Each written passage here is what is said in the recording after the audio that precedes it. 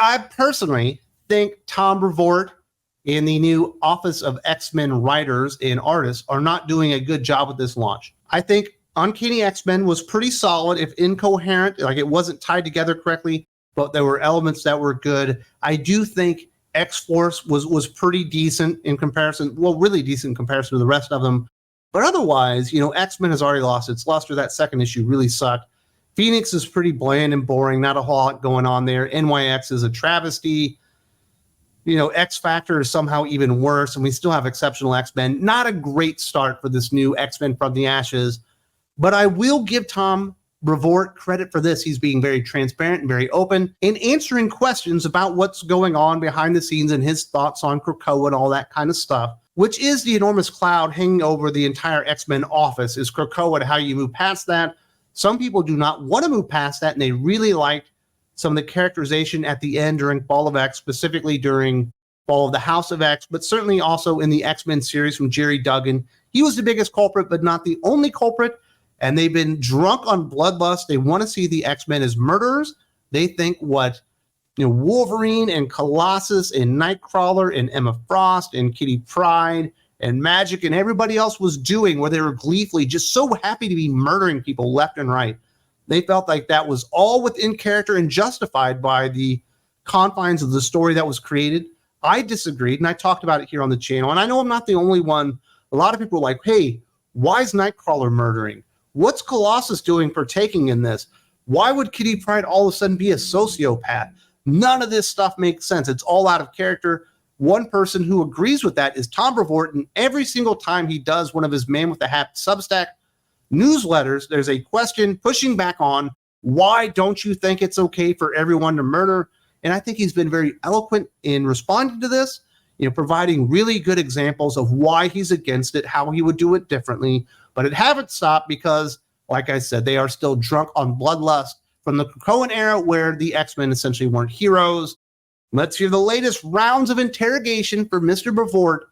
How would you have written Kirk, who had just witnessed all at once his species murdered, displaced, imprisoned, psychologically and physically tortured, experimented on, mutilated, brainwashed, devoured, enslaved, and put into camps?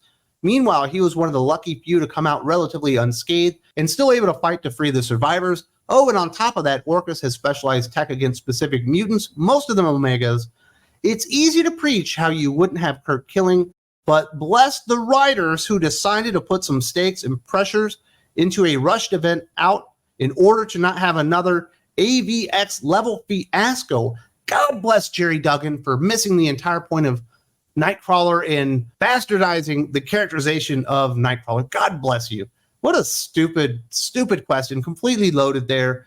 Now let's point out, with all the stuff he says, murdered, displaced, imprisoned, psychologically and physically tortured, experimented on, mutilated, brainwashed, devoured, enslaved, and put into camps. That's a lot of accusations there. Now, certainly we did see the murder almost exclusively in the pages of Hellfire Gala. And that's where all that stuff happened. As far as people being tortured and imprisoned, I saw one character that was imprisoned and certainly tortured, and that was Cyclops. One is too many, I agree, but we saw it happen to one character. And really, after all the deaths in Hellfire Gala, he's the only character that really has it bad. We do see that other characters are in prison, but you don't even really know what's happening to them. And really, the only people we see taking out, like physically torturing and murdering people, once you get to the Hellfire Gala, really are the X-Men. If you go and read the books, it's the X-Men just laying people out, mowing through them because of what happened in Hellfire Gala, which was a big event. But, as being a member of the military, you got to remember the law of proportionality. Somebody attacks you and there's a certain loss of life, you certainly are allowed to retaliate with, lethal force, but you probably shouldn't just go around murdering everybody. You can't just do it indiscriminately. And certainly there were people in Orcus uniforms where they were murdering them, but not every time did they even engage the X-Men themselves. They were just kind of coming up on them and killing them. It was really, really bad, and especially for a character like a Nightcrawler, it really made no sense whatsoever. It's against his ethos. It's against his characterization. It's against his moral compass to actually go out and do stuff like this. And that's why you don't say, God bless the writer that was able to make Nightcrawler a murderer. He raised the stakes to such a degree that Nightcrawler had to kill somebody. We've seen stakes so much higher than Orcus, it's not even funny. Certainly, there were implied stakes during House of X Powers of 10 that we never even got to. But what Nightcrawler himself and the other X-Men were facing were not stakes of that proportion. Nightcrawler had already fought in battles, wars with way bigger stakes, way more heinous activities going on, and never murdered anybody, because that's who Nightcrawler is. Unfortunately, the writer of the question does not get that, because God bless Jerry Duggan for going out there and ruining a character, but Tom Brevoort does provide a sense of reason with a very level-headed response. I wouldn't have written him as suddenly being an unrepentant killer after years of him being the X-Man who most held all life sacred, but beyond that, I tend to find the larger argument here totally slanted by those who use it. I heard a lot of this kind of sentiment over the years from Zack Snyder fans who try to convince me that Superman breaking the neck of Zod in Man of Steel was a necessary and inevitable action, and I think it's off base for a couple of very simple reasons. Number one, these are stories, which means that all of the rules of engagement are controlled by some writer somewhere pulling the strings. So there isn't any no-win scenario possible except when a writer contrives to make it so. And number two, we've published 50 years of comic book stories in which Nightcrawler has overcome far more potent enemies than a bigot with a gun without needing to toss them into the void to their deaths. So clearly it is possible for him to do so. The only reason for him not to do so is a desire for revenge and catharsis on the part of the character, the creators, and the readers. And I don't think that particular catharsis is a healthy thing. I tend to subscribe to the idea that superheroes are intended to embody a higher morality than that. And if they just go around killing anybody they don't like, they cease to be heroes and instead become the kinds of people that they're fighting and killing. There must always be a line. And I'd forgotten, I remember when I first read that issue, Fall of the House of X #2, when that moment happened, I was like, wow, that's really evil. That's so not Nightcrawler. It's not even funny. He almost like ceases to exist in that moment when you're reading it as an X-Men fan. And my favorite X-Men character is Nightcrawler. He has been essentially my entire life. And seeing that, I was just so put off, and I had forgotten about the look on his face. Did you see how happy he was? Just how excited he was to be able to murder that man? Is that Nightcrawler? Is that even close to the character? That's an abomination.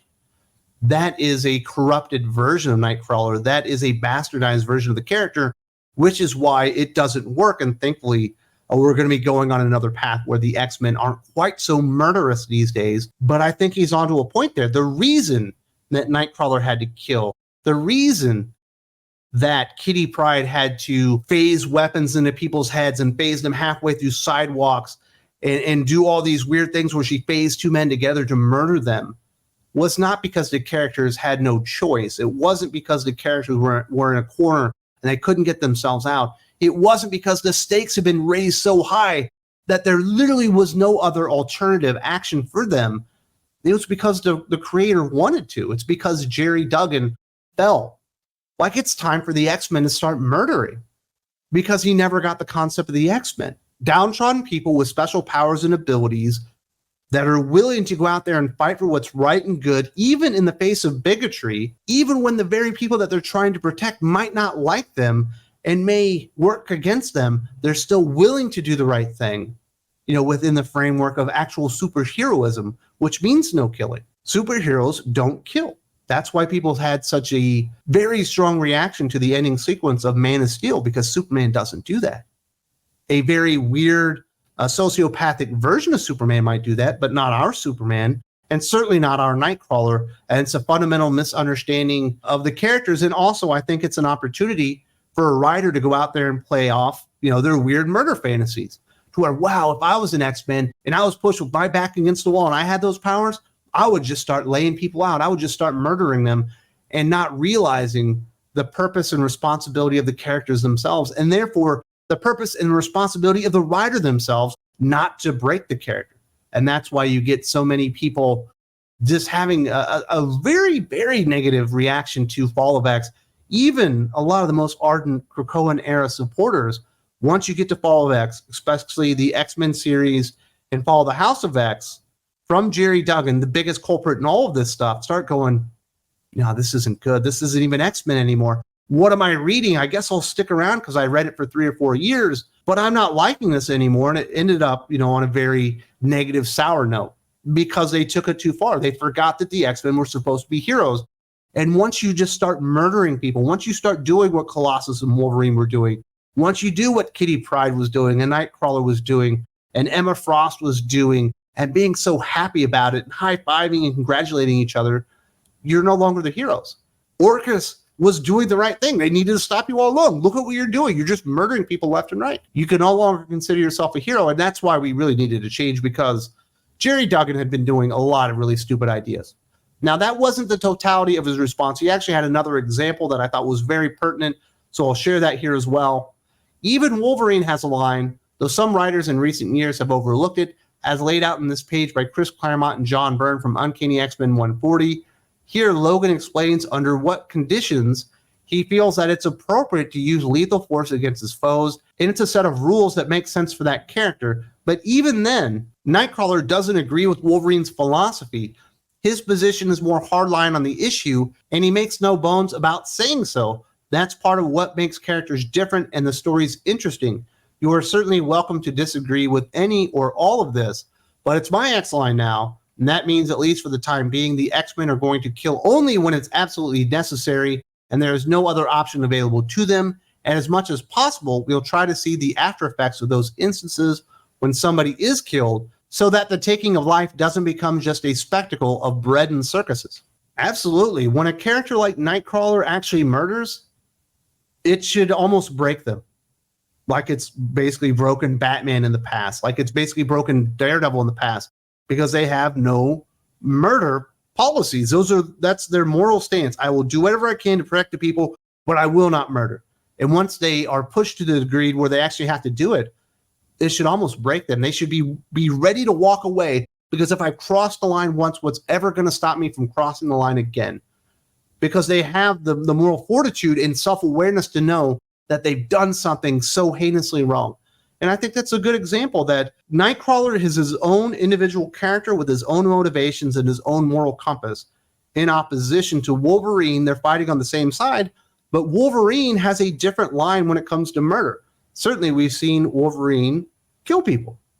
And in that instance, he says, I've never killed anybody that didn't try to kill me first. And certainly, when he was being controlled as part of Weapon X and being used as a tool, he killed a lot of people because he wasn't his own self. But the journey of Wolverine is the journey from becoming like a tool of state, this weird feral creature that didn't want to let anybody in, to becoming a good man that realizes sometimes I have to kill because I am the best at what I do, but I don't want to kill. It should be the last resort. In a lot of instances, especially during the Chris Claremont and John Byrne stuff, Wolverine doesn't kill. He uses force, but he would say he'd be like, that's going to hurt. He's going to be in the hospital, but he ain't dead. And just, job well done. Looking at John Byrne illustrated Wolverine, looks like $1 billion. He had a great look for Nightcrawler as well. Really miss those guys on Uncanny X-Men, obviously. It's kind of weird. John Byrne is still doing his Elsewhere X-Men story that he's been doing for free for several years now. I guarantee it's a better X-Men story than what we're getting here, but those men got the character. They got heroism. And once you replace them with people that are like, well, I like Wolverine because he's got claws and he stabs people, they don't realize why Wolverine works is because he's a loner that doesn't want to let people in. But when he lets people in, he's also the most loyal friend that you'll ever have, that will never let you down. And even if he holds it against you, will be there with you to the end, even for a friend like Nightcrawler that maybe disagrees with his point of view on killing, where they have a diverging path as far as what is their line on that. And that's what makes the relationship timeless and awesome and interesting. And you just don't get that with modern writers anymore, because they don't understand nuance. They don't understand that people that don't agree on everything could actually be friends and meet up and want to work with each other. It's just this weird take on heroes these days. And I think that's another one of the reasons that a lot of people are walking away. But I thought it was good for Tom Brevoort to stand up for himself. He's been doing this for months now. They will not let it go. They love the bloodlust is there. They're still addicted to that. They want more blood. They want more killing. They want this weird, violent, murderous version of the X-Men. which thankfully sounds like it's not coming back. Hopefully the stories get better, because it has not been a banner relaunch for X-Men thus far. It's got to get better, but at least he's holding the line and not letting them become just a bunch of weird murdering characters. If you appreciate the context that I'm providing here, an honest assessment on comic books and what's working, what's not working, and providing a little bit of entertainment, hopefully daily, that's what I'm trying to do, and you would like to support me in that mission, I do invite you to come visit me on Thing Critical Patreon. We got lots of extra bonus stuff, videos, podcasts, all that kind of stuff, reviews. If you haven't checked it out, there's a link in the video description. See what we have to offer. I think you might like it.